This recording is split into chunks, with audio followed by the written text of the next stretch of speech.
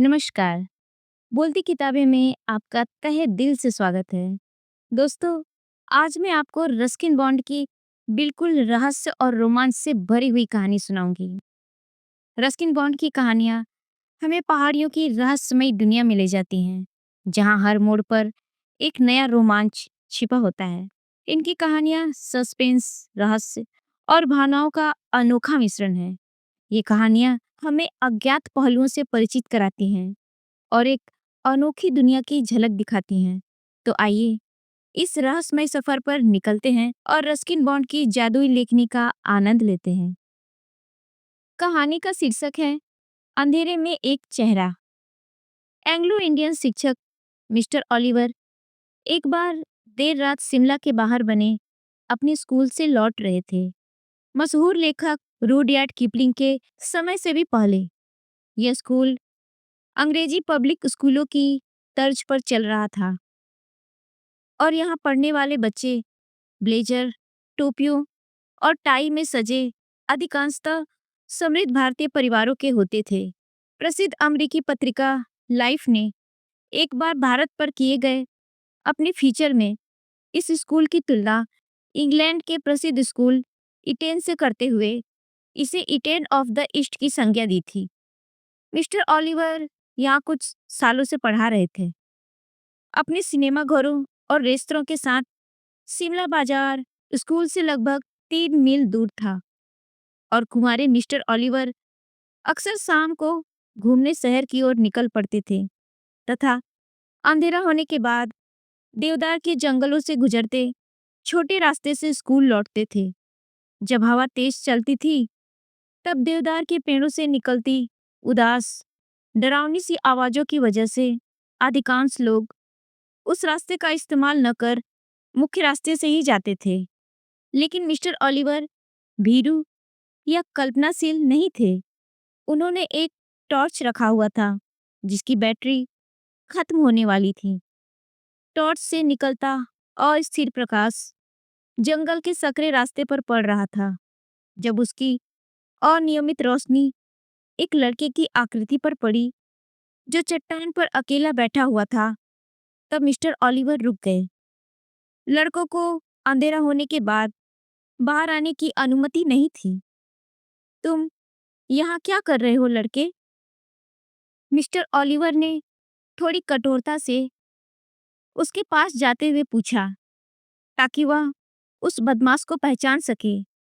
लेकिन उस लड़की की ओर बढ़ते हुए मिस्टर ओलिवर को यह महसूस हुआ कि कुछ तो गड़बड़ है। ऐसा प्रतीत हो रहा था कि वह लड़का रो रहा है। उसने अपना सिर झुका रखा था। अपने हाथों से उसने अपने चेहरे को थाम रखा था और उसका शरीर कांप रहा था। वह एक विचित्र बेआवाज रुलाई थी और मिस्टर ओलिवर को साफ तौर पर थोड़ा विचित्र महसूस हुआ। अच्छा, क्या बात है? उनकी आवाज में अब क्रोध की जगह सहानुभूति थी। तुम क्यों रो रहे हो? लड़के ने न जवाब दिया न ऊपर देखा। उसका शरीर पहले की तरह खामोश सिसकियों के साथ कांपता रहा। अरे बच्चे, हो गया। तुम्हें इस समय बाहर नहीं होना चाहिए। मुझे बताओ अपनी परेशानी। ऊपर देखो। लड़के ने ऊपर देखा।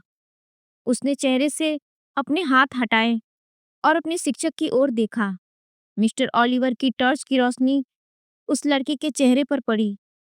अगर आप उसे एक चेहरा कहना चाहें तो उस चेहरे पर आंखें, कान, नाक, मुंह कुछ भी नहीं था। वह बस एक गोल चिकना सिर था और उसके ऊपर स्कूल की टोपी पड़ी थी और यहीं पर यह कहानी खत्म हो जानी चाहिए थी। लेकिन मिस्टर ओलिवर के लिए यह यहीं खत्म नहीं हुई। उनके कांपते हाथों से टॉर्च गिर पड़ी। वह मुड़े और गिरते पड़ते पेड़ों के बीच से तेजी से भागते हुए मदद के लिए चिल्लाने लगे। वह अब भी स्कूल की इमारत की तरफ दौड़ ही रहे थे। उनको बीच रास्ते में एक लालटेन झूलती हुई दिखाई दी। मिस्टर ओलिवर चौकीदार से टकराकर लड़खड़ाए और हाँफते हुए सांसें लेने लगे। क्या बात है साहेब?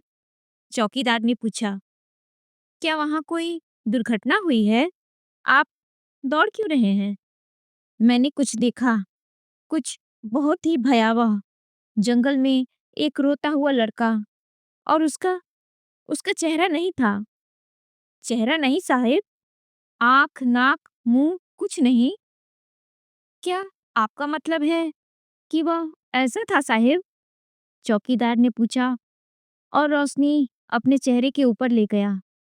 चौकीदार के चेहरे पर ना आँखें थी, न कान, कोई और अंग नहीं, यहाँ तक कि भवें भी नहीं। और तभी हवा चली और लैंप बुझ गया।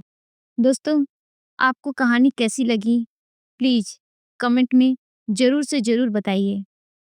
हमारी ऐसी ही रस्किन बॉन्ड की रहस्यमयी, दिलचस्प, रोमांच से भरी हुई कहानियाँ सुनने के लिए हमारे चैनल को लाइक, शेयर और सब्सक्राइब ज़रूर करें। मिलते हैं एक और ऐसी ही रहस्यमयी, रोमांचकारी कहानी के साथ अगले वीडियो में। तब तक के लिए नमस्कार, धन्यवाद।